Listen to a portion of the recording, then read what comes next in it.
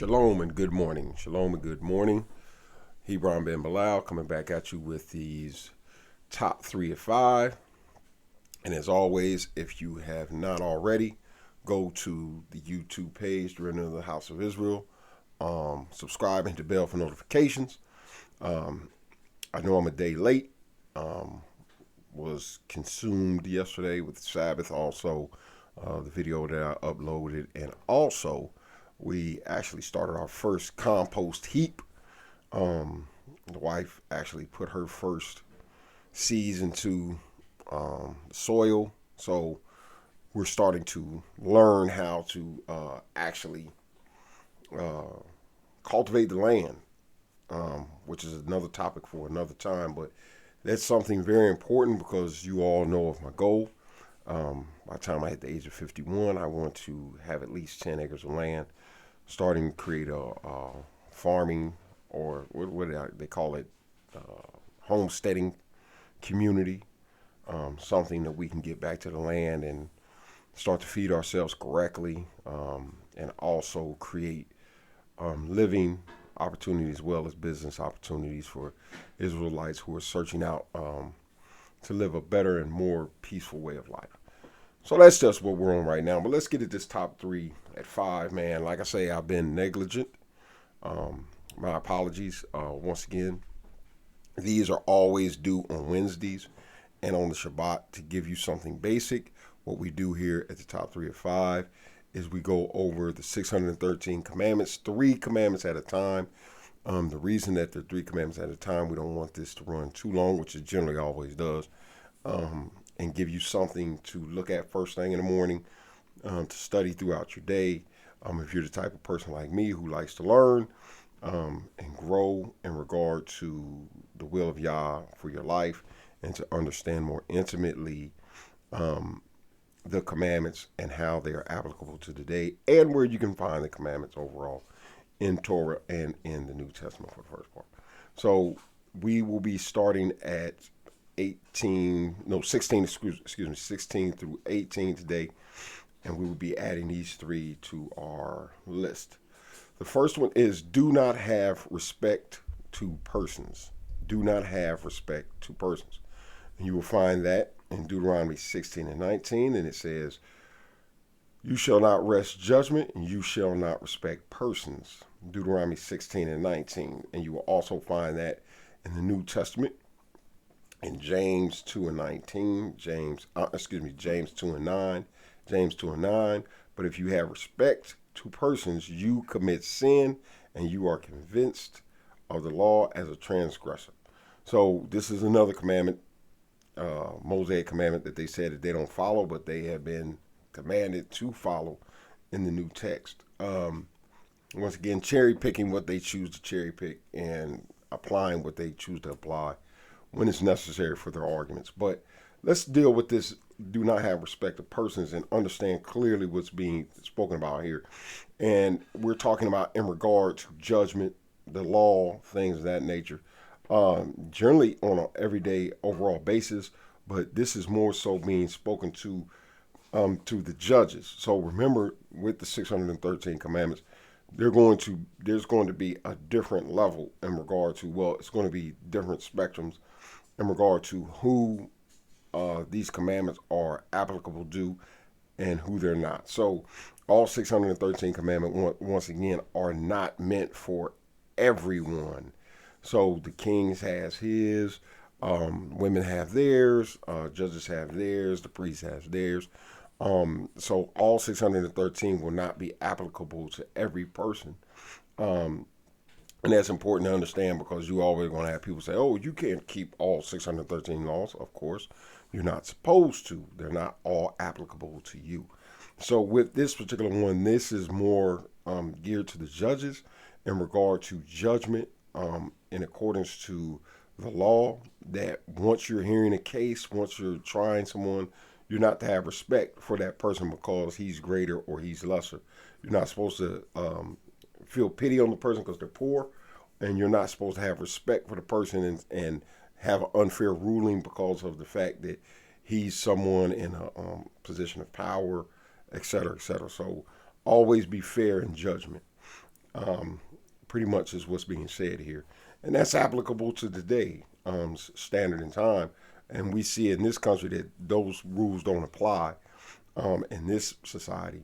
Um, and for the most part, that's a general theme or consensus around the world where people respect you, you know what I'm saying, in regard to what end of the spectrum you fall on. If you're more powerful, you affluent, rich, you get you get the benefit of the doubt. You know what I'm saying? You won't be handled as if you were someone who were in a lower financial bracket.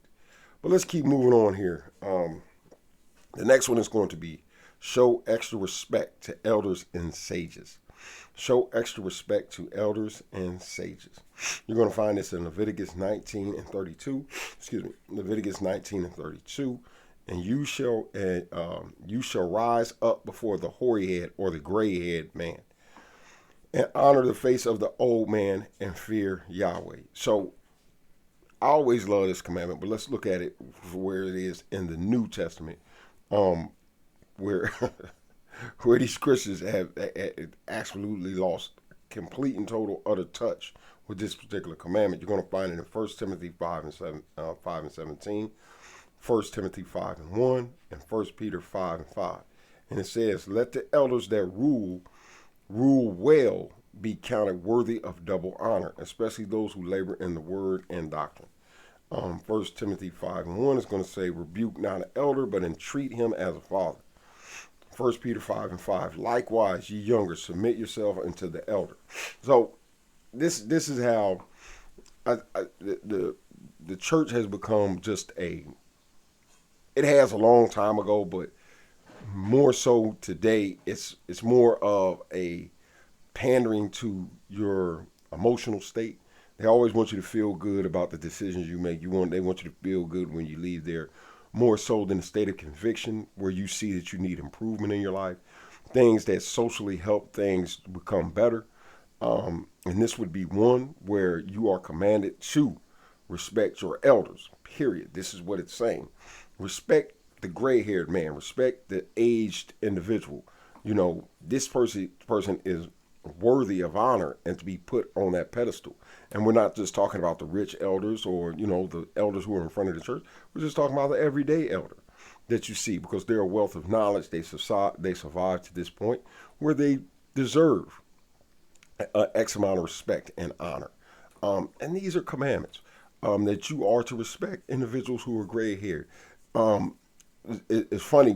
I grew up on this commandment where you respected your elders. You know what I'm saying? If someone who was older was speaking, you know what I'm saying, you treated that person as an elder. You listened. There was no back talk. In today's society, you're taught to talk back. You know what I'm saying? To defy authority. And this is what this is expressing and explaining to you. There's a pecking order, and you fall underneath those elders. I don't care if it was a person that was just out there, you know what I'm saying, that you encountered when you were at the bus stop, walking to the store, when you were at the store. If that older gentleman or lady told you to do something as a youth, you did it. You know what I'm saying? There was a yes, ma'am, or a yes, sir attached to that, and that was that respect. And that has been diminished today completely, where literally you can't say anything to a person's child. There's no respect for an older person. They're mocked and scorned. The millennial generation absolutely despises the baby boomer generation, who would be their elders. They laugh at them, say that they're out of touch, instead of embracing the wisdom that they have to endow them with to help them navigate life.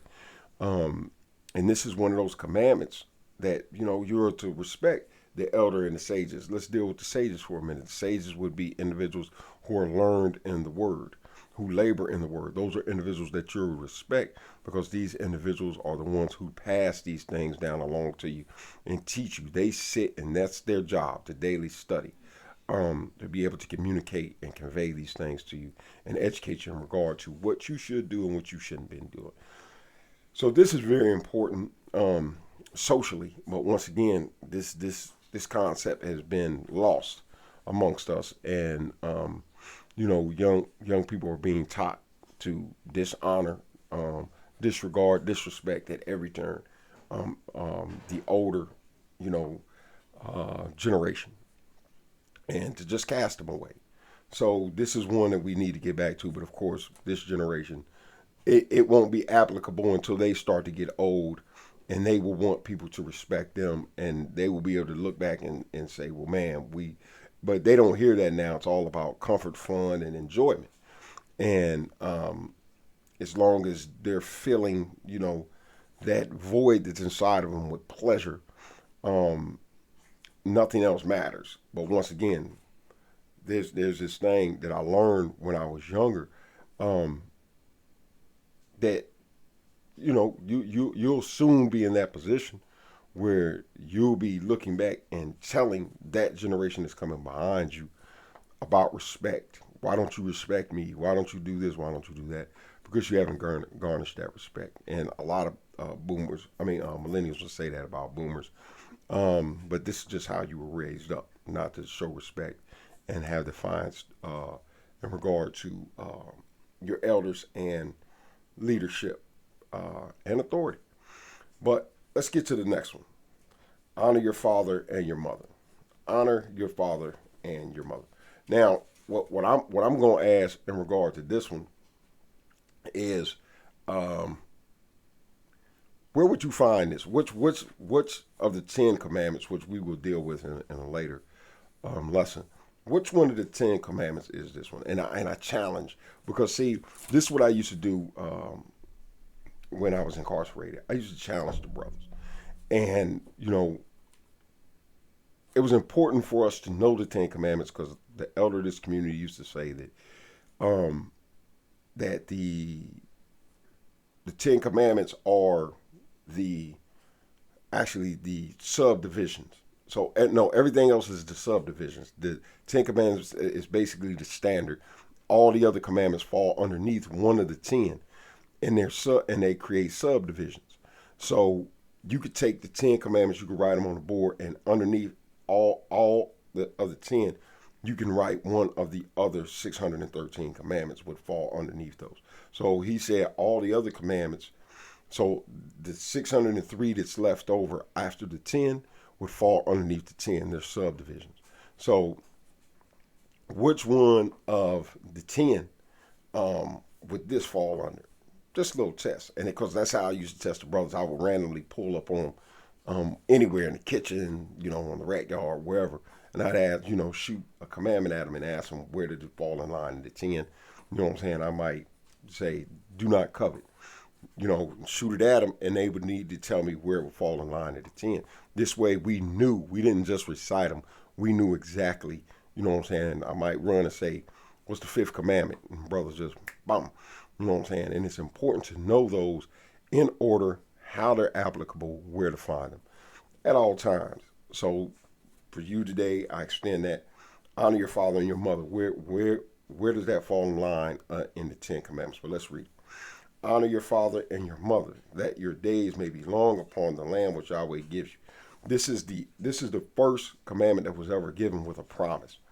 And he promised you that if you did this, if you honored your parents, these 2 people that he put over you, that he assigned you to, that he promised you, hey, look, I'm going to make sure that you flourish and you'll have long life as long as you honor your parents. It's the first one with promise. And then what's funny is you see what happens in a family order if this is not done. The chaos and confusion if that honor is not given, if that reverence is not given, if that obedience and that direction is not followed that the parents lay down for you. So let's see where we can find this in the new. So you also going to find in Leviticus 19:3. Leviticus 19:3. You shall fill every man his mother and his father. And Ephesians 6:1-3. Once again, these are commandments that you can find in the new, but they're lost because of just the church doesn't focus on order anymore. The church focuses on delivering a message that makes you feel as if everybody else is the hater. You're the winner. You know what I'm saying? Um, don't listen to other people who would speak bad against this message because they're haters. Listen to me type deal. Instead of guiding you like Rabbi Shaul or Paul would have said, follow me as I follow Yeshua or follow Christ. Meaning, I know how to follow. You don't yet. So follow me as I educate you in regard to what you need to do to be an absolute follower of the Messiah. Not coming in with these fluffy, feel-good messages. Paul came in with the sword and, laid down the facts and said, hey, look, you need to be doing this, don't be doing that. This is wrong, this is right. These people won't get into these type of people aren't getting into the kingdom. These are. If you're doing this, you're wrong. You know what I'm saying? He came in with a sword. He wasn't coming in with a fluffy message. You know what I'm saying? Trying to make people feel good. He was coming in to prune. He was putting people through a pruning process where he was getting people prepared for that next level of things. You'll find that in Ephesians chapter 6, 1-3. Children, obey your parents in Yahweh, for this is right. Honor your father and your mother, which is the first commandment, with promise, that it may be well with you and you may live long on the earth. So the first thing that will always, is going to be the last one, but the first thing that's always going to be said in regard to that commandment, well, my parents, what about if your parents ain't, living right, or your parents aren't doing this or that? See, here's the problem. It's an impossibility for a person who is not grown to tell a grown person how they should be conducting their affairs, how they should be acting. And this is wrong. This is what's wrong with the millennial generation, because they feel like they came up with this idea, especially on social media. You can still see young people doing it today, telling grown people where they're wrong. Oh, you shouldn't be doing this. That I don't like when you do that, and trying to modify how a grown person deals with them, or how a grown person approach them, or how a grown person might discipline them, or what they will allow them to do or what they don't allow them to do. The roles have been switched, where the parent is now following the opinions and the guidance of the children, especially with this whole LBGT thing going on, where you have people listening to children in regard to how they feel, how they think, how they reason about certain things, and that's not appropriate. A child fluctuates. You know what I'm saying? They embrace certain things. They do this. They look at that. Today they want to be a dinosaur. Tomorrow they want to be an astronaut. The next day they want to be a football player. You know what I'm saying? The next month they want to be a doctor. So they're always changing. It's fluid. And the thing is, you're allowing, as the adult, as the parent, you're allowing the child to determine and dictate the pace in which they mature, grow, what they want to do. You allow them to explore all different type of avenues, and ultimately, what's going to happen, and we see this, it's not reported though. They don't talk about this fact. You see a lot of regret as the child grows, and then you see a lot of disdain and resentment towards the parents as the child grows older, because the parent allowed this. And a lot of people are coming of age, and they're looking back at the parent and saying, why did you allow this? Even though it might seem contradictory, and you might look at the child and say, well, because that's what you wanted. That's not how that goes. You're the adult, you're the parent, they're the child. You are the guide for that child. The child at such a young age should not be making sexual decisions about their sexuality. They shouldn't be making decisions in regard to what they watch, eat.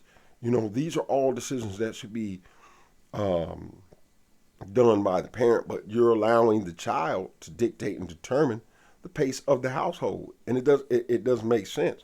You know what I'm saying? And then you wonder why there's such resentment and disdain and lack of respect towards the children with the adults, because the adults are allowing the children to do anything.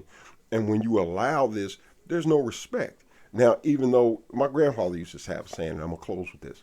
My grandfather used to tell me, my grandfather Austin Wilson, he used to tell me, "You might not love me, but you're gonna respect me." And he would generally say that before he getting ready to put a boot in my butt. But at the end of the day, it made sense to me now that you don't have to have this emotional attachment to me, but you're going to respect me because I'm going to do what's best for you. No matter how hard I have to press, no matter what I have to do to guide you and steer you into that right direction, this is what I'm going to do. I'm not going to allow you as a child to just kind of arbitrarily fly by the seat of your pants, because you're going to crash every time. If you give a child a choice, what do they want? Green beans or a bowl of sugar? They're gonna always choose the bowl of sugar. They're just gonna stick their hands on it and keep doing it because it tastes good. Um, them endorphins in your brain should get to shooting, and this is what they're always going to choose over what's right. What's right is not always palatable or something that feels good, looks good. You know what I'm saying? So they're always going to choose whatever's going to bring them the most pleasure and enjoyment every time. So every time. So this is why you have parents. And if